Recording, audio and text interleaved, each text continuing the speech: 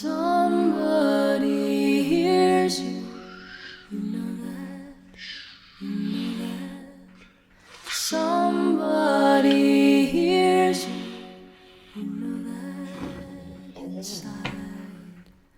Someone is learning the colors of all your may just the straight thing and show that you're understood. Here you're. Hi there. So I was outside a few nights ago and saw what I guessed was a satellite. It was an unblinking light traversing across the sky in a straight line.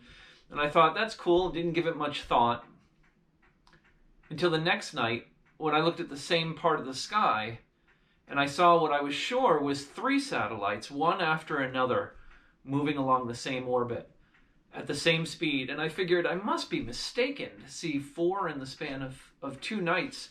And turns out I probably wasn't. Soon, Earth is going to be blanketed by tens of thousands of satellites, and they'll greatly outnumber the approximately 9,000 stars that we can see in the sky at night. This is not some distant threat. It's already happening. SpaceX has already put 240 of these satellites into orbit in a configuration called Starlink. 60 were launched during a single week in January. That's going to be followed by more launches every single week. In all, the company has approval from the FCC to launch 12,000 satellites, and Musk is asking for approval to launch 30,000 more. And certainly SpaceX is not the only company that's doing this. By the way, they're doing it to provide internet access for a price to remote areas of the Earth. So they're hardly the only company in the market. OneWeb, a UK-based company, is asking for another 650 satellites. Amazon, at last that I saw, 3,200 satellites. In the near future, there could be 50,000 or more small satellites circling the Earth. Now remember, we can only see 9,000 stars at night with our eye. 50,000 or more small satellites encircling the Earth for purposes other than delivering internet, for delivering internet. Could some company arrange bright satellites into a constellation, spell out the name of a fast food chain? It's possible because there's no global ban on space advertising. So at the same time that the child in me thinks that it's really cool that I can see a satellite at night, this realization also leaves me with a real sense of dread. For thousands of years, ancient populations and animals have looked up at the sky and seen the same thing. They navigated by these, they prayed by them, they created monuments to these celestial bodies. They were believed to be gods and omens and spectacularly beautiful representations of nature and of gods. Now, we are the ones creating these inner space objects. And what I find most ominous about this is that there is one motivation behind our actions: profit.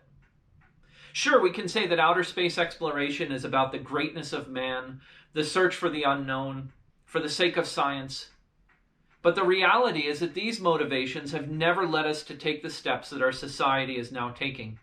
We are ramping up our entrance into space for a specific purpose: for colonization and for imperialism. When we look at this picture of Buzz Aldrin, one of the first 2 men to walk on the moon, we see someone who is patriotic, intrepid, boldly going where no... Oh, wait, that's not an American flag. I'm sorry. That's an advertisement for his spray ground apparel collection. The gloves and the backpack may be sold out, but you can find them on eBay for about $100 each, used. President Trump announced April 6th in an executive order that United States corporations are encouraged to go mine the resources of outer space. The moon, asteroids, celestial bodies, all of it. What you may not know is that Congress had already passed a law in 2015 under Obama that gives permission to do the same thing. The new executive order makes things even more official, stressing that the United States does not view space as a global commons. and sees a clear path to off-Earth mining without the need for further international treaty-level agreements. The United States has ignored the 1972 Moon Treaty, which stipulates that non-scientific use of space resources be governed by an international regulatory framework. We don't want an international organization to tell us what to do. Russia has immediately responded, by the way, to Trump's executive order by saying it puts the United States at odds with the notion of space belonging to humanity. The official statement reads, "Attempts to expropriate outer space and aggressive plans to actually seize territories of other planets hardly set the countries on course for fruitful cooperation." In other words, the United States is breaking an unwritten agreement to cooperate for mutual benefit and to recognize that there are some things that do not belong to us. There are global commons that should be shared, not exploited, and preserved for collective benefit. Trump's executive order asserts that the moon and outer space are not global commons. It's there for our corporations to make money. We're not the first to be putting outer space money-making ventures into motion. The company iSpace has received more than $90 million to put billboards on the moon. There are companies planning to put advertisements in orbit. And these are just the beginning. But it's unsettling that the United States is taking such an aggressive capitalistic approach to space, if only because in the past we have claimed that space exploration is about much more than us. NASA's mission statement, included in the Why We Explore document from 2013, made this clear. Humanity's interest in the heavens, they say, has been universal and enduring. Humans are driven to explore the unknown, discover new worlds, push the boundaries of our scientific and technological limits, and then push further. The intangible desire to explore and challenge the boundaries of what we know and where we have been has provided benefits to our society for centuries. Human space exploration helps to address fundamental questions about our place in the universe and the history of our solar system. So, sure, there are echoes of profit generation in there, but the American space program has historically justified exploration from the standpoint of the benefits to humanity. So how have we justified going into space? We talk about scientific advancement, but this is really not unlike the era of exploration, which developed quickly into colonization and imperialism and exploitation. We talk about the fulfillment of our greatness as a species. And of course, this is potentially tied to the religious missions, which again ended up going very badly during the colonial era. We talk about the search for resources, the escape from human destruction of the planet, and the political manifestations of power competition. In general, in the United States, we've emphasized the first two, while recognizing that the real purpose was more about resources, escaping our own destruction and power competition. So, for example, during SpaceX's demonstration Mission 1, which won an Emmy, by the way, in 2019 for Outstanding Interactive Program, the so-called educational programming was spiced up with appearances of this adorable little celestial body plushie, which can be yours for only $19.99. I find it particularly interesting how rarely we actually ask the question, why not go to space? And here are a few plausible answers. One, because we do not yet have international agreements about parameters. So that means that we have limited space laws regarding colonization, regarding bioethics, regarding biosafety. No methods for enforcement. Number two, space is a commons. We should collectively decide its future. It's not about Americans. It's not about any other single group of people. It's about the collective. Number three, colonizing Mars or the moon or any other celestial body is a political decision that should be made by citizens, especially if it's citizen funding that makes this possible. And number four, I would suggest that nature, including outer space, should have rights. There's a growing movement to recognize that our best opportunity to protect nature is to treat it as having rights just like a person. Does that seem strange? Well, remember that corporations have many of the same rights as people. Isn't it more strange that a non-living entity like a corporation should have the same rights as people? Examples of granting legal status to natural features can be found in the U.S., in Tamaqua, Pennsylvania, more recently in Toledo, Ohio, with Lake Erie, and all over the world. New Zealand, Colombia, India, the Amazon, countries such as Ecuador have written these rights right into their constitution. These legal positions reflect a changing mindset about the relationship between humans and our environment and the life around us. They also provide philosophical opportunities for engagement on environmental protection, on social justice, and on legal advocacy grounds. Indigenous societies have almost universally experienced and cultivated a different relationship with nature than Western societies. To many of these societies, nature is to be respected, and it is assumed that there are inherent rights to rivers, to mountains, to wildlife, and to all of nature. Here's another reason not to go to outer space. The tardigrade, or water bear as it's called, or the moss piglet. These are near microscopic animals with long plump bodies and scrunched up heads. They have 8 legs and hands with 4 to 8 claws on each. While strangely cute, these tiny animals are almost indestructible and can even survive in outer space. Research has found that the tardigrade can withstand environments as cold as minus 328 degrees Fahrenheit, or highs of more than 300 degrees Fahrenheit, according to Smithsonian Magazine. They can also survive radiation, boiling liquids, massive amounts of pressure, of up to 6 times the pressure of the deepest parts of the ocean, and even the vacuum of space without any protection. A 2008 study published in the journal Current Biology found that some species of tardigrade could survive 10 days at low Earth orbit while being exposed to a space vacuum and radiation. If these could survive on the outside of an intergalactic space vessel, what else could? Viruses? Parasites? Pathogens? Germs? In this sense, tardigrades should terrify us. Of course, they're downright adorable, and you can get this cute little fellow on Amazon for only $56. During the Cold War, while the Soviets were framing their space exploration as a quest for Soviet recognition and greatness, and proof that they were a superpower on par, or at least who could rival the United States, the US, on the other hand, was repeatedly claiming that this was about a mission for mankind. The agency ran space-themed films in movie theaters, Apollo features on television stations in over 100 countries, distributed millions of pamphlets, brochures, souvenirs, photographs, hosted a wide array of exhibits. The United States Information Agency worked with foreign television networks to ensure that our live coverage of the lunar landing would reach every potential TV set. In areas where live coverage was not possible, the USIA shipped foreign television networks copies of TV clips of the major phases of the mission, as well as a final wrap-up of the splashdown.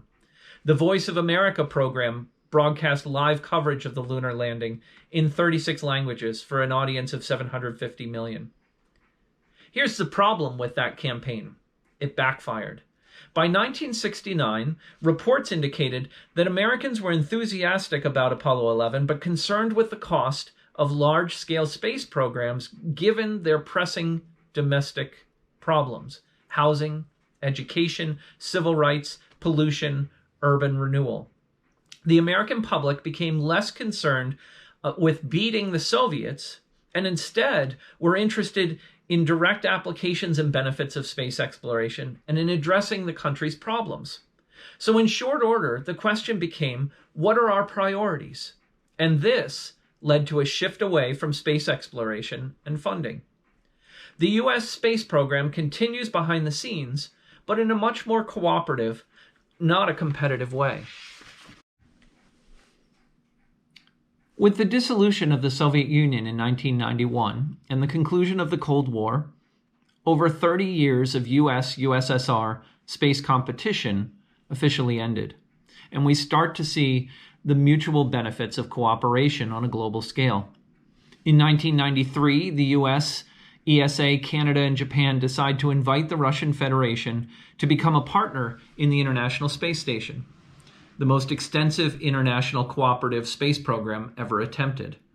The public continues to see cooperation in the context of space through films such as The Martian, Gravity, Armageddon, Independence Day.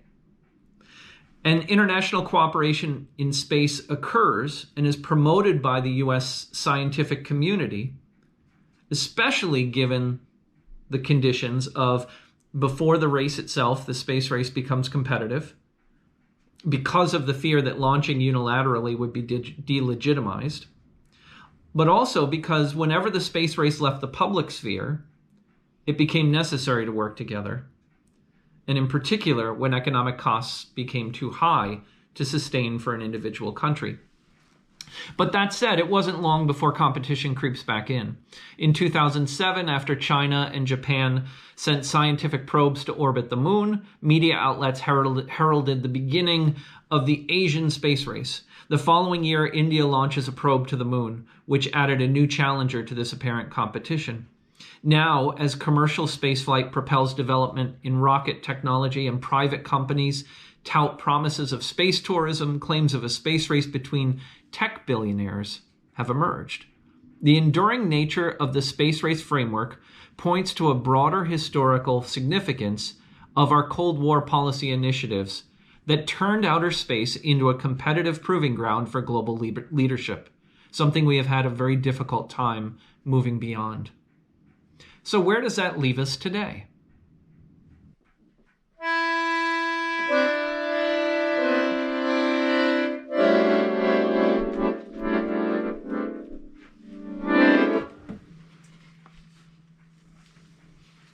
In Trump's 2019 State of the Union address, he states this year, American astronauts will go back to space on American rockets. Wilbur Ross, U.S. Secretary of Commerce, said in May 2018, the first man on the moon held an American flag. In the not-too-distant future, astronauts on the moon may be holding fuel pumps. The future for American commercial space activity is bright. A privately funded American space industry is the reason. This industry is making progress in leaps and bounds. America is leading in space once again. He goes on to say, we will support American companies so they can compete and lead on a level playing field. Collectively, these efforts will unshackle American industry and ensure American leadership in space. This is essential to technological innovation, economic growth, jobs, and national security.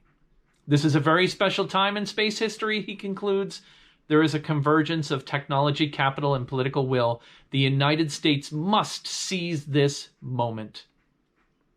Rhetoric that is bombastic, competitive, and based on an assertion of American exceptionalism. And that fits perfectly with capitalistic social Darwinianism. The billionaires love it. Elon Musk founded SpaceX because he was frustrated that NASA wasn't getting us to Mars fast enough and was left worried that there was no second opportunity following climate destruction for humanity. Bezos says that he's worried that Earth will run out of resources and that by the time we realize we need the infrastructure to get off planet, it'll be too late. He prefers the moon as a first target. These proposals have been roundly criticized for their elitism, working on a life raft for the few, while most people will be left to die. One researcher argued that space is white, and it's a myth to believe that when we go to space, we will all magically become nice. If you think about it, 500 million people watched Apollo 11's all-white, all-male crew, capsule communicators, support staff, and flight directors make history on the moon. We need to reflect on a cultural history of space exclusion that may come to define whose version of humanity is being targeted for saving by people like Bezos and Musk. There is a risk that the rivalry between different countries in the new space race will ignore the issues of extraterritorial and extraterrestrial diversity. Though NASA has made an explicit commitment to diversify its workforce, still only 77% of its engineers and 85% of its physical scientists, 86% of its senior executives remain white. Space is primed for exclusion, domination, and exploitation. A lack of diversity in space has the potential to be exacerbated by the fact that only a handful of other nations possess the capacity to launch people into space. So one example of this, SpaceX is currently projecting the cost of its tickets to Mars to be at least $500,000 each, a price that limits participation from minority groups who make up a disproportionately poor part of the population. The response from the billionaires? Musk says that it will be adventurous people who go, not the elite ones. And Bezos is emphatic that we must go to space to save the Earth. We're doing it for everyone.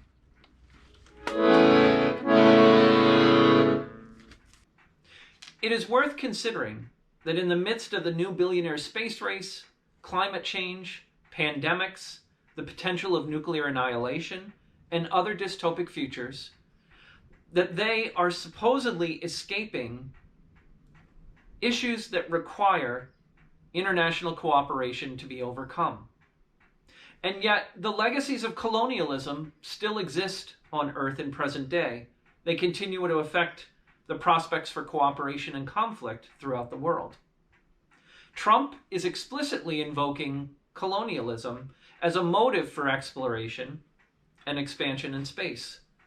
We need to see this for what it is.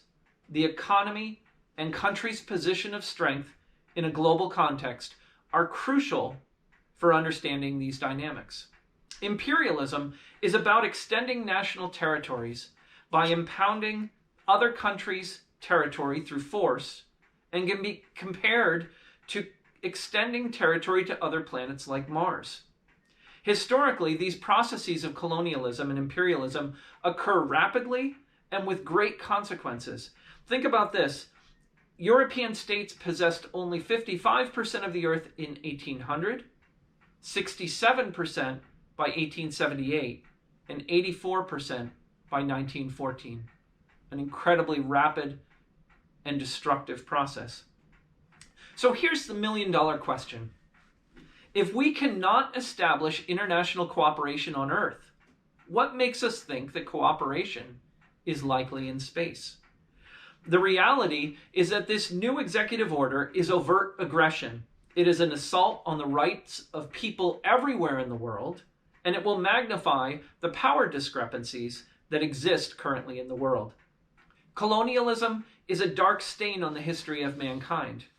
We must reject the imperialism of space and call for cooperative oversight.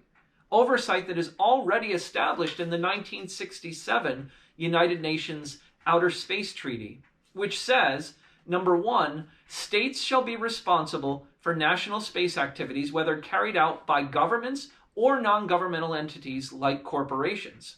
Number 2, states shall be liable for damage caused by their space objects. And number 3, states shall avoid harmful contamination of space and celestial bodies. If we think about that broadly, that can include everything from advertising to space waste to a much broader set of issues that we need to begin regulating and controlling. It may be fun to imagine that outer space is a territory to boldly go where no man has gone before, but in the current reality, it will simply be a new direction to corporatize, to marginalize, and to exploit.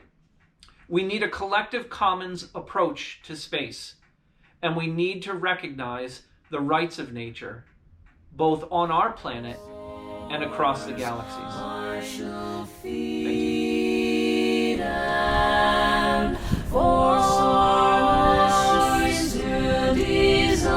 you.